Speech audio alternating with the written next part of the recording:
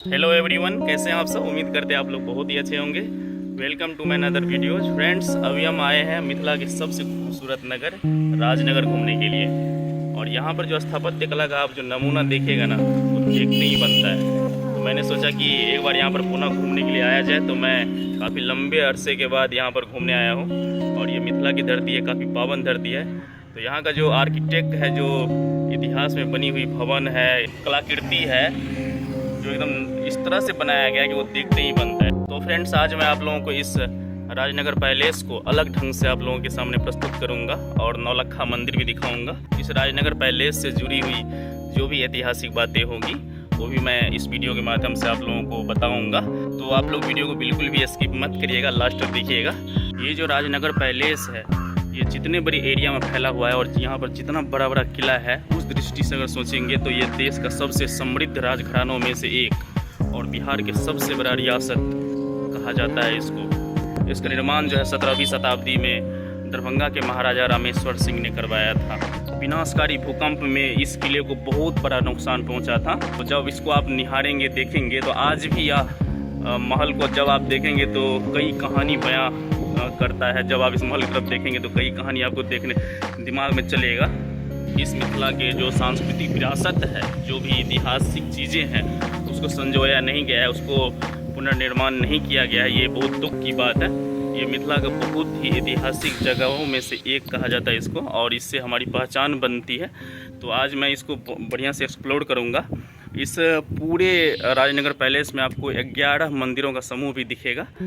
जिनको ऐतिहासिक चीज़ें देखना पसंद है, उनके बारे में जानना पसंद है, जिनको फील करना आता है, वही मेरा इस वीडियो को देख सकते हैं। अदरवाइज उनको ये वीडियो समझ में नहीं आएगी और उनको हटा देंगे, मैं जानता हूँ इस बात को। तो फ्रेंड्स, मैं आप लोगों को ये बात बताना चाहता हूँ कि मधुबनी ज़िले से लगभग 15 किलोमीटर की दूरी पर स्थित और लगभग 1500 एकड़ में फैला इस राज पैलेस को देखने के लिए लोग देश विदेश से आते हैं। और ये मिथिला की धरोहर है। तो फ्रेंड्स, मैं सामने आप लोगों को दिखाना चाहता हूँ कि इस राज पैलेस के अंदर में एसएसबी कैंप अपना मतलब ड्यूटी दे रहे हैं। और किसी ज़माने में यहाँ पर राजा महाराजाओं का एक ठिकाना हुआ करता था। और देखिए अभी किस हाल में है। और ये जो सामने आप नक्काशी देख रहे हैं, ये तो मैं खड़े होकर देखा, बहुत अच्छे ढंग से इसको देखा, वो मुझे बहुत अच्छा लगा। देखिए कलाकृति कितना उस समय कितना महीन काम है, ये सब उसको करने में कितना मशक्क़त लगा होगा। और देखिए सामने इस राज पैलेस को नौलखा पैलेस इसलिए कहा जाता है फ्रेंड्स, क्योंकि उस समय में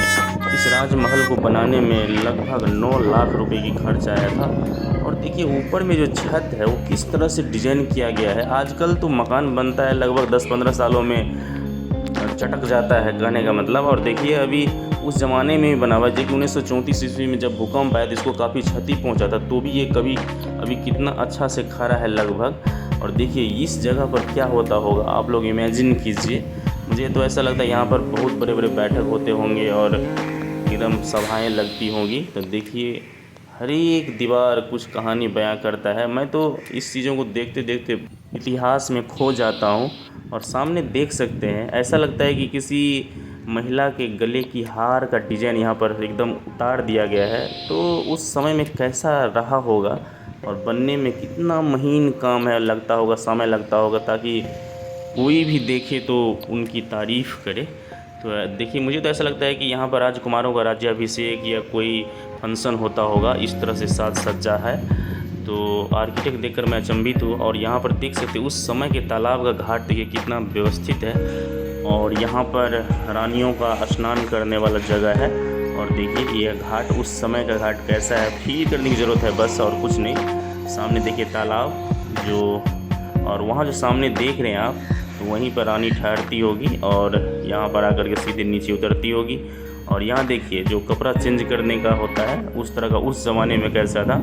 आजकल तो कई तालाब पे आपको कपड़ा चेंज करने वाला भी नहीं दिखेगा, लेकिन उस समय कितना व्यवस्थित था। और देखिए यहाँ पर एक कॉलेज भी चलता है, आप देख सकते हैं, सामने पढ़ सकते हैं। तो मैं आपको थोड़ा सा अंदर का भी दिखा देता हूँ कि कॉलेज का कैंपस कैसा है अंदर में।